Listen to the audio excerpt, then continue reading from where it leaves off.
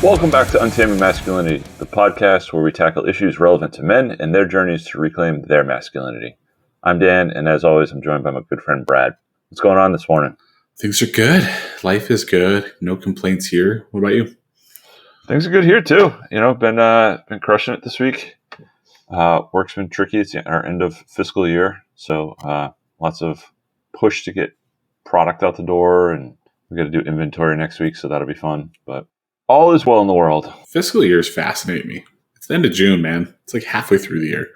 I know. It was not to get too far down a rabbit hole, but it was really interesting about 2 or 3 years ago because our parent company has always had their fiscal year end in June, and we had our fiscal year end in December. So we actually had a 6-month fiscal year a few years ago. 6-month year. To kind of get on track. Jeez. Oddness, for sure. Yeah. The concept of difficult conversations came up between us in some texts this week, and it's something that you and I have both, I think, this week had particular instances of. So we wanted to talk about some of the tips that we have for it. So we came up with a list of 5 tips for difficult conversations, and we wanted to jump into those and kind of help the listeners not so much talk about why they need to have difficult conversations, but talk to them about how they can get through them and have them be productive conversations. Yeah. I mean, as a man, we're all going to stare down difficult conversations at one point or the other, whether that's with our wife, whether that's with a colleague, whether that's with a friend who's not doing the right thing, or sometimes we can be on the receiving end of some of these difficult conversations. And as we go into these, a lot of times emotions come into play. We don't always come into them with some sort of game plan or some sort of approach as to how we're going to do it. And when we don't do that, these can go very sideways. So there's some things that we identified that, honestly, for one, have worked for us to help us to be able to navigate some of these difficult conversations, and 2, are easily applicable. So without further ado, Dan, kick us off. The first tip that we have is come prepared. And that sounds very basic, but difficult conversations, in my experience, have always been conversations that either the issue is brewing, or it's going to be a discussion that needs some kind of empirical data to back it up. And what I mean by that is, a difficult conversation at work could be about why, about your pay, about why you might be in line for a bonus or a promotion or a raise. And it's always good to come prepared to conversations like that with empirical data about how you've helped the company improve, or how the company has benefited from you being there in the work that you're doing.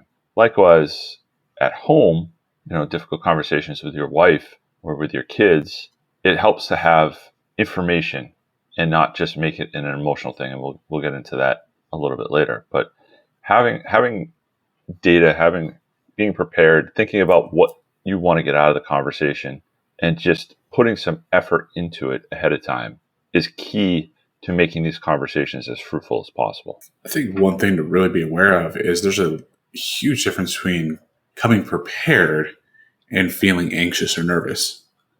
Those things are going to be natural. There's going to be times you're going to be scared shitless about having a difficult conversation. And that's not necessarily a bad thing.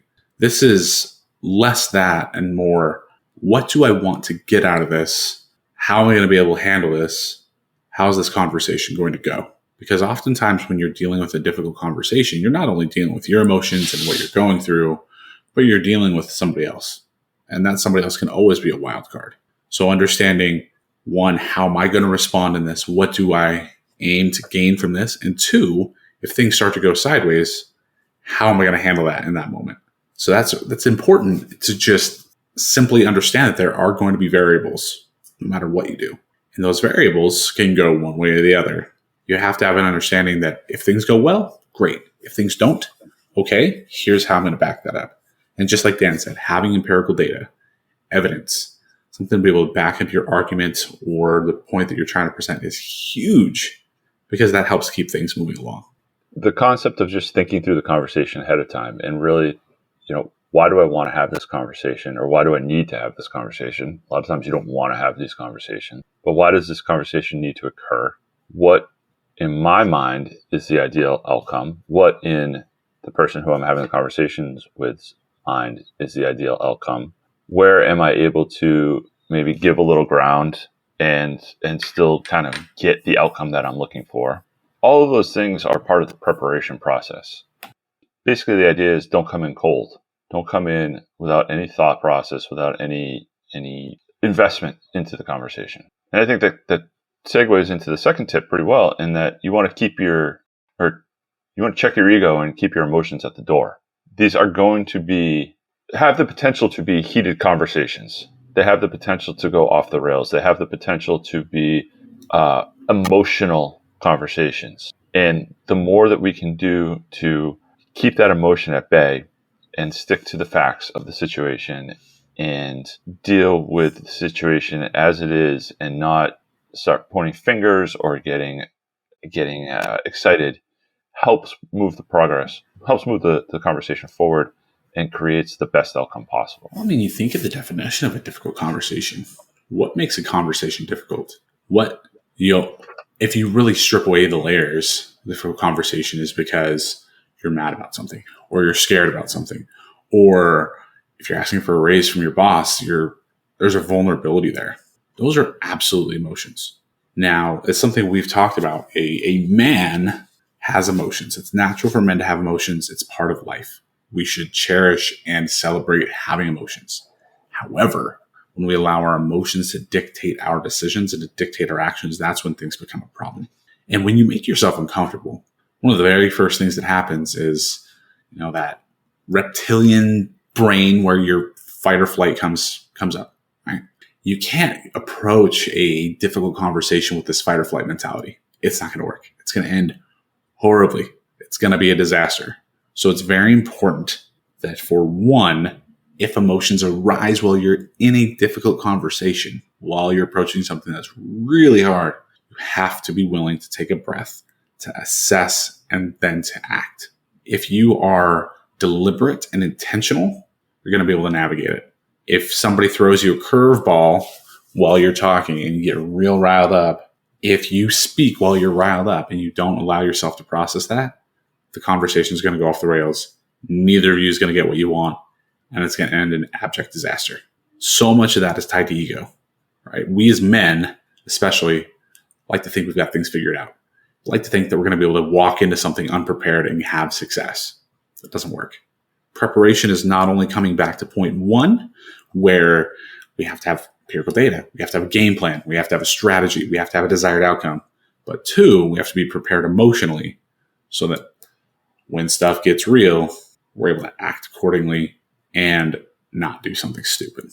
One of the tricks or tips that I've learned through practice in these kind of conversations is, if I hit a point where I feel myself wanting to have an emotional response, is I will force myself to just be calm and quiet, and maybe even ask the person I'm having the conversation with, okay, I don't quite understand that last statement. I don't understand where you're coming from there. Can you expand on that? And the key to that is keeping yourself almost emotionally void in that point, and truly asking the question with honest curiosity, and trying to see the issue from their point of view. If you can do that, you don't necessarily have to agree with them, but if you can do that and try to really understand their point of view, it helps move the conversation along, and you can be either formulating your response in a non-emotional way, or perhaps you can agree with them because they make a valid argument. But it removes the emotional response aspect of the conversation and allows you to have that, what we'll call an adult conversation, void of any emotion, and also shows the other person that you have checked your ego at the door, and you're willing to have this conversation, and you're willing to go down a road that may not give you everything that you want out of the conversation. You're not always going to have everything play out exactly the way that you want it to. But just like you said, it made me think of times where I haven't allowed my emotions to be checked, let them run rampant. And those discussions have always gone sideways. I can't tell you how many conversations I've had with my wife where I've gone on with this agenda, she's rebutted it, and all hell breaks loose for me emotionally because I decide to open my mouth. I speak something from an emotional perspective. It goes off the rails. Both of us have hurt feelings. So when it ends, both of us feel incredibly defeated. I agree with you. I find just in general that it's harder to have these conversations with my wife than with other people because there's such an emotional investment in that relationship. It does tie into the third point in that when you go into these conversations, if everyone walks away feeling like they won a little bit, but they gave up a little bit, that's probably the best outcome, because that means that there's been some kind of compromise, some kind of negotiation on both sides, some willingness to bend and some willingness to give and take.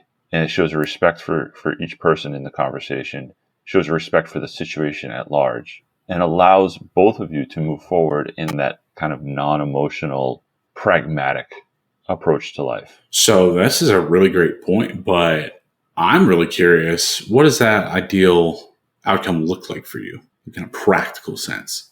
That's a tough question to answer without, talking about specific conversations. But what I can say is that it looks like, we talk about being prepared. Okay, so what's your ideal outcome? I'm never going to achieve my ideal outcome, because then it means that I got everything I wanted and the other person gave up everything that I wanted them to give up. The best outcome occurs when I've thought about, okay, this is everything that I want. What of those items am I willing to give up? If I can give up those items, the other person claims a little victory there. They get a little bit of what they want. That outcome is got to be the most ideal, because everyone walks away feeling a little bit like a winner and a little bit like a loser. And they feel like, okay, I've given a little bit, I've taken a little bit, the other person's given a little bit, and has taken a little bit. We're both probably better for it, and we've built our relationship. Yeah, I agree with that. I actually have an example I can share that I think illustrates this pretty well that I recently had, that I would be privy to share. I had to have a conversation with my team at work 3 weeks. It's been a few weeks, but we had just developed a new process where it was our responsibility as a team to pick up, troubleshoot, replicate, and potentially diagnose bugs that have been logged by various people across our company. That's at squarely with my team. It's a high visibility responsibility that we've been given as a team, all the way up to the CEO.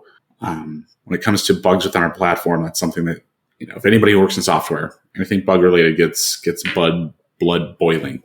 And my team at the onset did a really good job, but then there were several folks on the team who did not buy in. We simply asked them to be proactive, to pick these tickets up, to walk through them, to make sure that they could reproduce what was going on. And then if they felt that it was a bug and we could review it, we send it to engineering. Pretty simple tech support process. But there were some people who just didn't do it. They weren't picking these up. They were doing them wrong. They weren't following all the outlined steps that we had discussed so many times. These are things that, as tech support individuals, these people have been doing these things for years. So I had to meet with my team and essentially tell them, you guys are not holding up your end of the bargain. We have to improve this process. So going into this meeting, I was pretty frustrated with my team. It's like, you guys, we talked about this a lot. We talked about how important this is. I talked to you about this on a one-on-one basis constantly.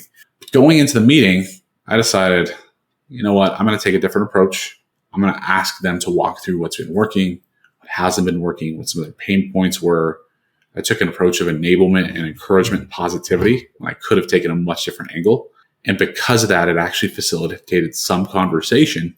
And from that conversation came out that there were some improvements that I actually needed to make in the process. There were things that I wasn't doing quite the way that I needed to make it better, more streamlined, easier for my guys to do their thing. While I was then able to openly tell them, hey guys, there's some improvements that you need to make. So we came away with a mutual understanding that yes, they needed to start buying into the process more. And that's going to require them to work a little bit harder, to be a little bit more diligent, but that I was also going to be able to help better support them through better process and also make myself available. So yeah, I had to give up a little bit more of my free time to be able to update the process, update some things within our platform, to be able to better triage these things. I had to make myself available more readily to have conversations with them on an ad hoc basis. But at the same time, they had to sacrifice this malaise.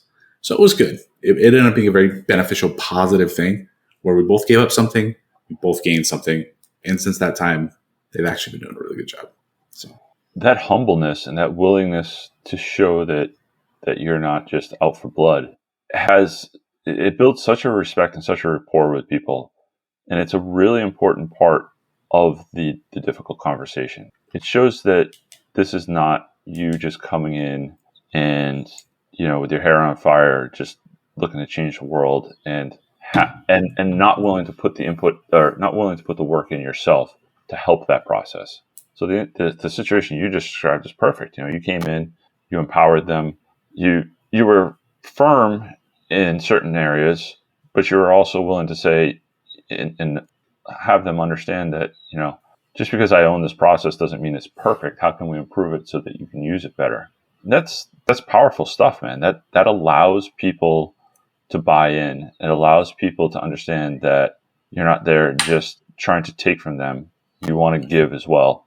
And that facilitates conversation. Yeah. And it comes back to our earlier point about checking your ego at the door. I wanted to light them up. I'm not going to sit here and pretend that I did not want to grow. Oh, yeah. I was frustrated.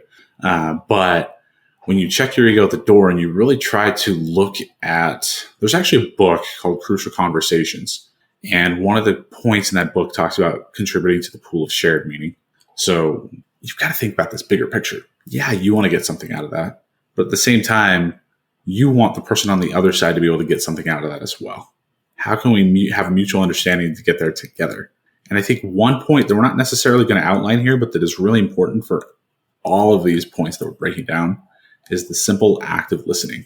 It's really easy when you go into a meeting or you have to have a hard conversation with your wife or your kids or whoever, wanting a desired outcome, and then essentially treating the entire conversation as if I'm geared to this outcome. You're not listening to what they're saying. You're very focused on either providing advice or you're very focused on, telling them why they're wrong. And because you are not listening, right? That's, again, it's your ego getting in the way. You're not allowing that person to have some sort of mutual benefit from this thing. That's when things go sideways. Simply by having your ego get in the way, simply by not listening, because those two things in and of themselves do not allow free flow of conversation, people to be able to express what they're feeling as well, and help us get to that point where we're both giving something up. There's too many of us going to this where we don't listen. If you go in with the tone or the mentality of, this is what I want, how do we make that happen? You might get what you want at the end of that conversation, but you've lost the person in the process. If it's a team at work, you may get the result that you want for that instance, but now all of a sudden you've lost their buy-in to your overall goals. If you do that with your family, you may get that outcome with your kids or your wife, but you've severely damaged that relationship by not showing them some respect and trying to at least understand why they're not, able to achieve the goals that you want them to achieve. If you go in with a humbleness and with a willingness to show that, okay, let me be part of the solution, it changes the conversation completely. Yeah, that other person's feelings and their thoughts, they matter.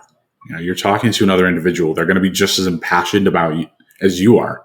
Right? You're not here to win a war of wills. You're here to help them better themselves. Their input, their contributions to the conversation absolutely matter. That's ego talking again. If you think that you're right and your desired outcome is the only outcome, that is your ego talking. And you're doing yourself a tremendous disservice. And just like you said, you're going to lose that person. With your wife, that's going to absolutely affect your relationship. If it's somebody at work, a subordinate, a boss, they're going to lose tremendous amounts of respect for you. The thing to remember as well is we're talking about humbling ourselves. We're talking about, coming in with an inquisitive mindset. At the same time, we are not talking about not holding people to the standard. If the conversation is about a standard that you need to hold somebody to, that somebody has agreed to, we can come in and start asking questions about why you're having trouble doing this. But it's perfectly acceptable in my mind to avoid the conversation about changing the standard. The standard is the standard, and that is going to be maintained. The question becomes, how can I help you maintain that standard, and are you capable of maintaining that standard? So there does need to be, some limits on the conversation is what I'm trying to point out here. We can't just come in and say, okay, let me help you figure out how to get done what you need to get done, but inclusive of, maybe this isn't, maybe just because you're not doing this, that doesn't need to be what you're doing. You need to do something else. No, that's the standard. This is what we need to achieve. This is what we've all agreed to. But are you capable of doing it? And if you are, why are you not achieving it? And how can I help you achieve that? There is a drastic difference between giving something up and giving in. Giving something up is compromise. There are some reasonable compromises, absolutely, and that's what we're gearing for. Giving up is not compromise. It's allowing the other person to walk away victorious. That's not what we're here for. We're not contributing to this pool of shared meaning, coming back to that term, with a desired mutually beneficial outcome. We are allowing that other person to win. That's when you get stomped on. That's when you get steamrolled. That's not what we're at all saying here. There are absolute situations where you have to have a disciplinary conversation with somebody at work. You have to confront your wife on financial problems or what you think might be an affair or something like that. Those are conversations where you have to have answers. There has to be an outcome, but that doesn't mean that there still isn't some nuance in those conversations that help you get to the bottom of what's really going on, to find that compromise, to find that shared positive outcome, rather than simply letting them run all over you, or conversely, you running all over them, because that's not what any of this is about. The next step in that thought process is that these conversations don't get easier with time. As we identify in our minds that we need to have a difficult conversation with somebody, or somebody has notified us that they need to have a difficult conversation with us, it is better to have them sooner than later, because what happens is you build up the conception in your mind of what this conversation is going to be, how it's going to go, or you're getting upset with that person about what they're doing and you haven't had the conversation about why.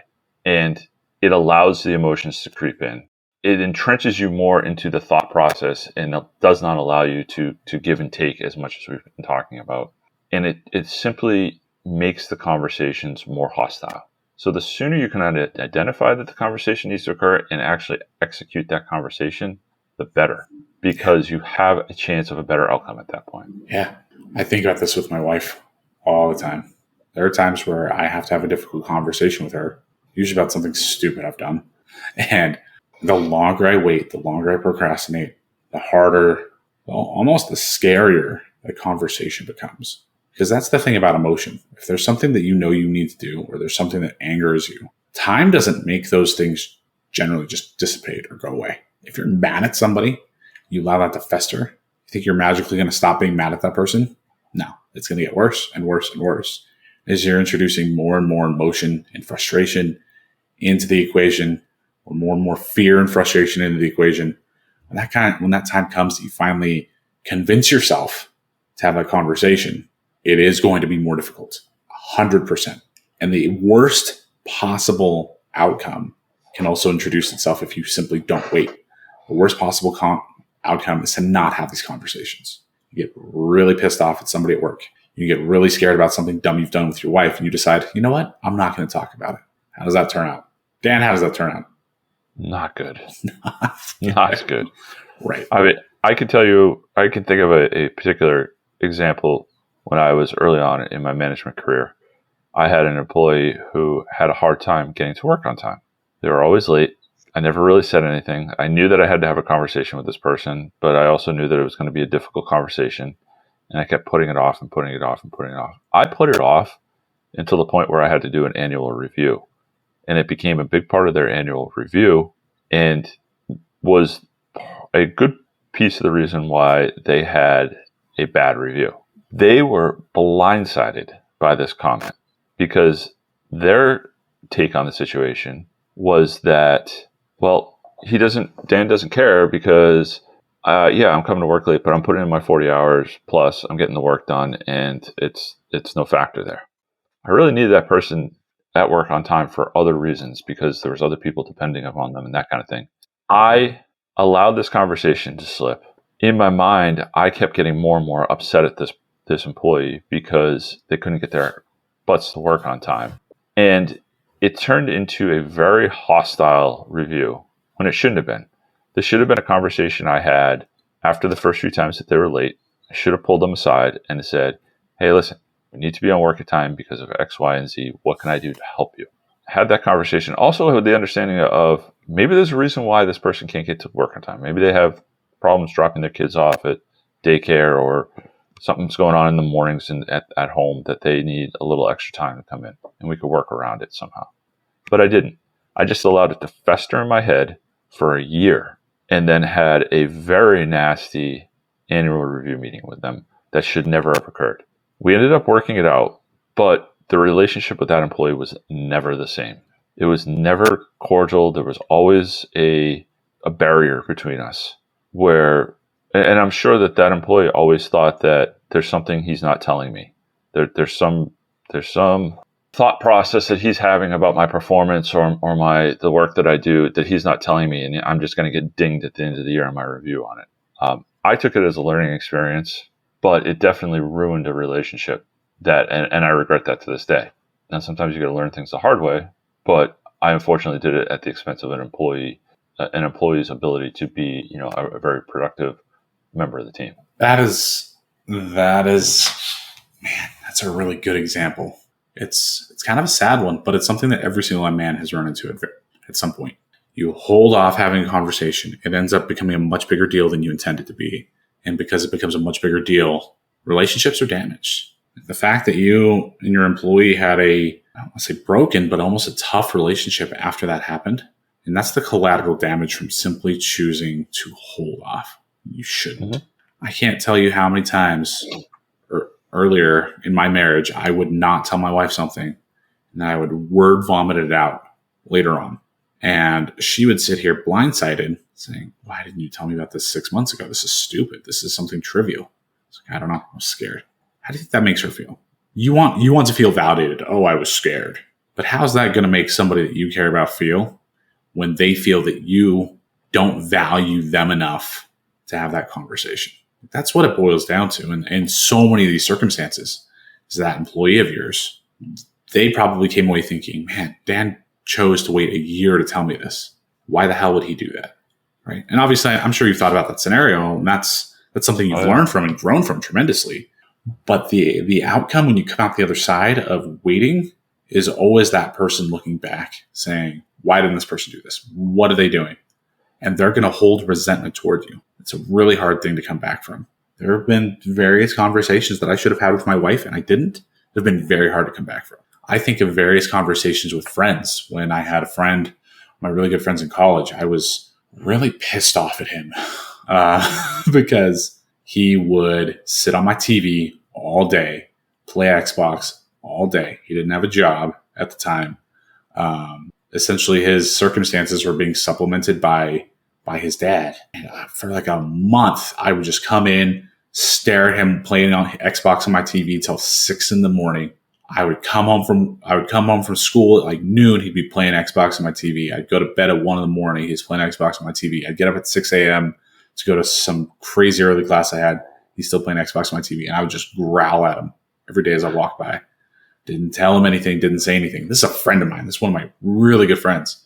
And eventually, one day he puts down the controller, looks at me and says, hey, Brad, you got a problem with me right now? And eventually I said, yeah, man, this is ridiculous. Why are you always playing Xbox? So I had an emotional response. Didn't go well. He got pissed at me. We eventually got to the bottom of it. I told him, it's like, look, man, I don't care if you're playing Xbox. But once you have, like, the biggest reason I'm frustrated with you is you're not in school right now. You don't have a job. Like, yeah, would I like to watch something on my TV occasionally? Sure. But the fact of the matter is I'm just disappointed that you're not doing the best that you could. When that eventually came out, things were all right. We're still really good friends to this day. So obviously the relationship was fine. It was salvaged. But the fact of the matter is I spent a month walking by, and instead of just telling him, hey, man, why aren't you in school right now? What are you doing? I growled like some sort of damn Siberian tiger until eventually it reached a breaking point. It's that old adage that bad news doesn't age like fine wine. Yeah. It's something I learned a lot in, project management type stuff. I've had customers obviously very upset if you hold bad news. And then I've also had customers where you're very anxious to tell them bad news. Project's delayed. It's going to cost more, whatever it is. But you tell them as soon as you know. And I've actually had customers be very thankful and actually improve the relationship because you told them as soon as you found out, and it allowed enough runway for the two companies to figure out a solution. So as scary as it is, as hard as it is to have that conversation sooner than later, do it. Yeah. And these conversations, to our last point, I'll say they get easier with time, but you never get perfect at it. Practice makes better, not perfect in this instance. They're going to be hard. There's a reason they're called difficult conversations. There's emotion involved as much as we try to remove it from the equation. There's potential problematic outcomes for you involved. There's a lot at stake having these conversations. But the more you have them, the more you get comfortable with that discomfort. And I'll say this, the more you realize how much better you feel after you've had the conversation. Because we build up the internal stress of these conversations so much, and we internalize them and we get stressed out by them. And then when they're done, regardless of outcome, we've removed that stress from our life. And it's just like the weight coming off your shoulders. You can exhale, you feel better, and you know that there's that much less stress in your life, and you can move forward with whatever the outcome of that conversation is. That is really well put. They don't get easier. And the reason they don't get easier is they're a difficult conversation because you have some skin in the game. There's something in that potential outcome that can impact you. You're not going to have a difficult conversation with some stranger in the street. Some stranger in the street might start yelling at you, but that's not a difficult conversation. It's an awkward experience. These difficult conversations are with coworkers, they're with your wife, they're with your kids, they're with your parents, they're with your friends, people that matter. Like there's something in that relationship that matters to you.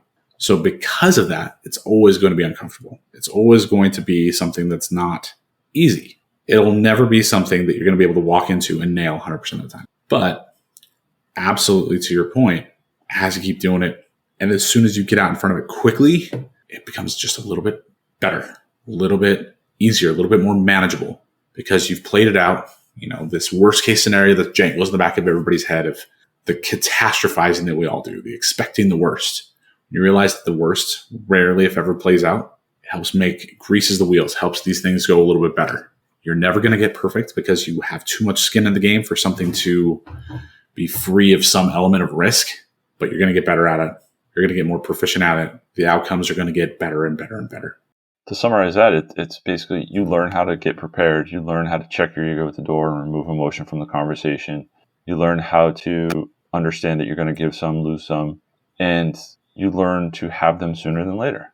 And that's just a course of doing it over and over again. It's just like anything in life. The more you do it, the more proficient you become at it. I'm not going to say the easier it gets, but the more proficient you become at it. Yeah, I did mention it get easier. It doesn't really get easier. You still dread it. No, the conversations are hard. Absolutely. But I will tell you the mental game leading into the conversation makes it easier to actually have the conversations. Doesn't make the conversation go more easily, but you know that you can do it. So the lead up to it becomes just a little bit easier because you know you've done it before. You can do it again. So just to recap, the 5 tips for difficult conversations are: come prepared, check your ego and emotion at the door. If everyone feels like they gave up something, it's a win. They don't get easier with time, so have them as soon as possible. And practice makes better, not perfect. Brad, as always, this was a great call. I look forward to having conversations like this with you in the future. For the guys who are listening, make sure you're checking us out on untamingmasculinity.com. You can find show notes and links to all of our articles, as well as links to all of our social media.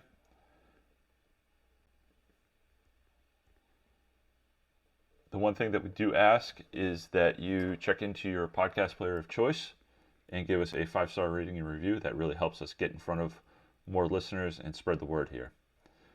So that's it for this episode. And as always, we're going to leave you with one question. What are you doing to untain your masculinity?